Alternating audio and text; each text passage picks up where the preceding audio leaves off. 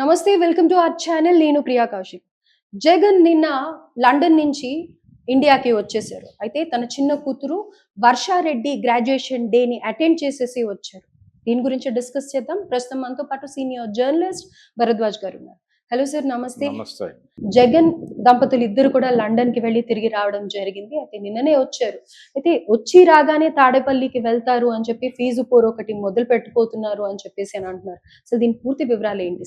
అంటే జగన్మోహన్ రెడ్డి ఇప్పటి వరకు ఆయన ఎన్నికలు ముగిసిన తర్వాత ప్రజలతో ఇంటరాక్ట్ అవ్వటం అనేది జరగలేదు. నాయకులతో ఫేజ్ మేనర్లో ఇంటరాక్ట్ అయ్యాడు కానీ అవేవి ఫలితాలను ఇవ్వలేదు.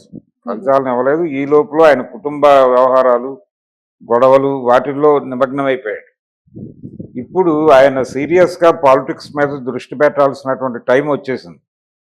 అందుకని ఇప్పటి వరకు ఆయన అసెంబ్లీకి రాను, నాకు ప్రధాన ప్రతిపక్ష హోదా ఇచ్చి తీరాలి, ఈ గొడవలన్నీ నడిచినాయి.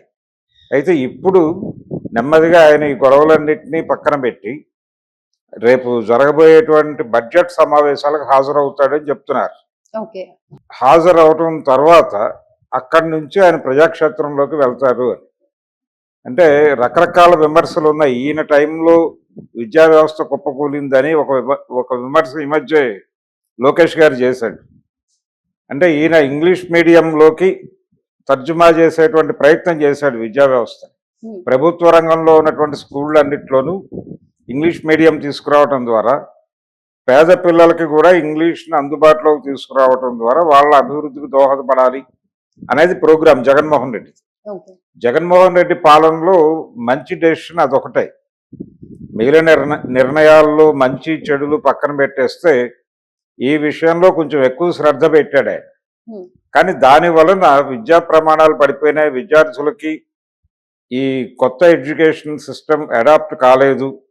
దాని వలన అనుకున్న ఫలితాలు సాధించలేకపోయారు అనేది ఇప్పుడు లోకేష్ గారి విమర్శ. దీన్ని ఎలా ఎదుర్కోవాలి అంటే ఇప్పుడు జరుగుతోంది ఏమిటి? ఇప్పుడు మళ్ళీ స్కూళ్ళని పాత పద్ధతిలోకి తీసుకెళ్లే ప్రయత్నం చేస్తున్నారా? అలాగే తన హయాంలో పేద ప్రజలకు ఇచ్చినటువంటి అనేక సంక్షేమ పథకాలు, వాటి తీరుతెన్నులు ఏమిటి? ఇప్పటికీ అవి కొనసాగుతున్నాయా లేదా? ప్రజలకి వాటి ఫలితాలు ఏదో రూపంలో అందిస్తున్నారా లేదా? దీంతోపాటు ఎలక్షన్ టైంలో వాళ్ళు ఇచ్చినటువంటి హామీలు, తెలుగుదేశం పార్టీ కావచ్చు, కూటమి భారతీయ జనతా పార్టీ, జనసేన, తెలుగుదేశం పార్టీలు కలిసి ఇచ్చినటువంటి హామీలు అమలు పరిస్థితి ఏమిటి, ప్రజలు ఎలా ఉన్నారు అనేది నేరుగా ప్రజల నుంచి తెలుసుకునేటువంటి ప్రయత్నం.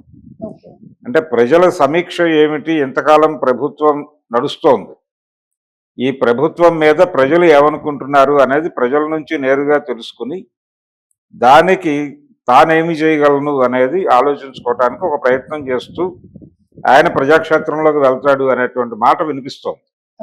దీనికోసం పార్టీ యంత్రాంగాన్ని సిద్ధపరచుకునే కార్యక్రమం ఇప్పుడు ఆయన తాడేపల్లిలో చేపట్టబోతోంది. అంటే ముందు మెకానిజం ఏమిటి? ఇప్పటికే ఒక గొడవ ఉంది. ఆ పార్టీలో నాయకుల్లో కొంతమంది అజ్ఞాతంలోకి వెళ్ళిపోయారు, కొంతమంది బయటకి కనిపిస్తున్నా పార్టీ నుంచి బయటకు వెళ్ళిపోతున్నారు, రాజకీయ సన్యాసం తీసుకుంటున్నారు. నిన్న విజయసాయి రెడ్డి రాజకీయ సన్యాసం తీసుకున్నాడు. ఆయన బయటకు వెళ్ళిపోయాడు, రిజైన్ చేసి. రాజ్యసభకు కూడా రిజైన్ చేశాడు. అలాగే రాజ్యసభ సభ్యులు ఒక్కొక్కరుగా రాలిపోతున్నారు. ఈ కండిషన్లో పార్టీని రీఆర్గనైజ్ చేసుకోవాల్సినటువంటి అవసరం ఉంది. ఈ రోజు రేపు సజ్జల రామకృష్ణారెడ్డి కూడా వెళ్ళిపోబోతున్నాడు అని ఒక వార్త సర్క్యులేషన్ లో పెట్టారు ఆల్రెడీ. కాబట్టి క్రైసిస్ మేనేజ్మెంట్ చేయాలంటే తను బయటకు రావాలి. బయటకు వచ్చి ముందు క్యాడర్లో మొరైల్ నిలబెట్టాలి, వాళ్ళ మానసిక స్థైర్యాన్ని నిలబెట్టాలి. ఆ నిలబెట్టడం కోసం ఏం చేయాలి అనేటువంటి ఆలోచనలో ఇప్పుడు జగన్ ఉన్నాడు. ఆయన వెనకాల ఎవరున్నారు అడ్వైజర్స్ అనేది పక్కన పెడితే సజ్జల నంబర్ 2 పొజిషన్లోనే ఉన్నాడు ఇంకా అని వినిపిస్తోంది. అంటే ప్రధానంగా తను గతంలో తన వైపు నుంచి జరిగినటువంటి లోపం ఏమిటంటే ఎవరికి యాక్సెస్ ఇవ్వకపోవడం. అలాగే నేను మేట నొక్కుతున్నాను, డబ్బులు వెళ్ళిపోతున్నాయి, ఇంకేంటి వాళ్ళతో మనం యాక్సెస్ అయ్యేది, పని జరిగిపోతున్నప్పుడు ఇంకా మనకెందుకు అని చెప్పి ఆయన పూర్తిగా తన తాడేపల్లి ప్యాలెస్కే పరిమితం అయిపోయాడు. ఇదే తనకి ఇబ్బంది పెట్టింది. అంటే కనీసం ఎమ్మెల్యేలకి, మంత్రులకి కూడా ఆయన యాక్సెస్ ఇవ్వలేదు. ఇది ప్రధానంగా ఒక ఇబ్బందికరంగా మారింది. అంటే మొత్తం అంతా ఆయనే చూసుకుంటున్నాడు కదా, మనదేముంది అన్న పద్ధతిలో వీళ్ళు వ్యవహరించారు కింది స్థాయి నాయకులు. ఇప్పుడు పరిస్థితి ఏంటంటే ఆయన టూర్ ప్రోగ్రామ్ ఆర్గనైజ్ చేయడానికి కూడా ఎవరికి చొరవలేని పరిస్థితి దాపురించింది. ఉమ్, అందుకని పార్టీని రీఆర్గనైజ్ చేసుకోవాల్సినటువంటి అవసరం ఉంది. బడ్జెట్ సమావేశాల కంటే ముందే జరగాలి. ఎందుకంటే బడ్జెట్ సమావేశాలలో పాల్గొనడం ద్వారా ఆయన ప్రజల్లో కాన్ఫిడెన్స్ నిలపాలి అనుకుంటున్నాడు. అదేంటంటే ఈయన సభకి హాజరవ్వడానికి ప్రచారం చేస్తున్నారు అవతల వాళ్ళు. సభలోనే ప్రజల సమస్యలు మాట్లాడాలి. ఆ మాట్లాడేందుకు సభకి నాయకుడు వెళ్ళకపోతే ఎమ్మెల్యేలు ఈ 11 మందిని మేము ఎందుకు ఎన్నుకున్నాం అంటారు కదా ప్రజలు. అవును. అందుకని తను అసెంబ్లీకి హాజరవటం, తన ఎమ్మెల్యేలను అసెంబ్లీకి తీసుకెళ్లటం ద్వారా మేము ఈ ఎమ్మెల్యేలను అనవసరంగా ఎన్నుకున్నామనే అభిప్రాయం ప్రజలకు కలగకుండా చూసుకోవాలి. అయితే ఈసారి ఖచ్చితంగా వెళ్తాడు అని అనుకుంటున్నారా సార్? ఎందుకంటే ఇప్పటికీ కూడా అపోజిషన్ పార్టీ వాళ్ళు వెక్కిరిస్తూనే ఉన్నారు, వస్తాడు రాడు అని అనేసి. లేదు, వస్తాయి. ఈసారి వెళ్లే పరిస్థితి కనిపిస్తోంది. ఓకే, వెళ్ళకపోతే వేరేలాగా ఉంటుందేమో కదా, అంటే సిచ్యువేషన్ అలా. అంటే వెళ్ళకపోవడం వలన జరిగే నష్టం ఏంటంటే ఆ నియోజకవర్గాల ప్రజలు ఎందుకు ఎన్నుకున్నారు వీళ్ళని, ఆ 11 నియోజకవర్గాల్లో ఎందుకు ఎన్నుకున్నారంటే, అసలు ఎమ్మెల్యేని ఎందుకు ఎన్నుకుంటారు ప్రజలు? తమ బాధలు అసెంబ్లీలో చెప్పి తమకి పరిష్కార మార్గాలు సూచిస్తారు అక్కడ. అలాగే తాము ఏ సమస్యలతో ఏదో బాధపడుతున్నారో వాటిని ఏదో మేరకు పరిష్కారాలు అక్కడ కనిపెట్టి తమ జీవితాల్లో ఆ కష్టాలు దూరం చేస్తారేమో అని అనుకుని ఓట్లేస్తారు. ఇప్పుడు ఆ యాక్టివిటీ వీళ్ళు అసెంబ్లీనే బాయ్కాట్ చేస్తే ఎవరు చెప్పాలి అక్కడికి వెళ్ళి?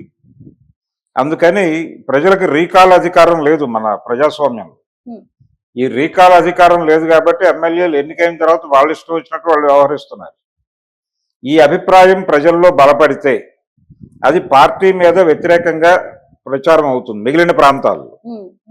అందుకని పార్టీ పరిరక్షణ చేసుకోవాలంటే ఖచ్చితంగా పార్లమెంటరీ రాజకీయాలు, ఆయన పార్లమెంటరీ రాజకీయ పంథాలో ఉన్నాడు.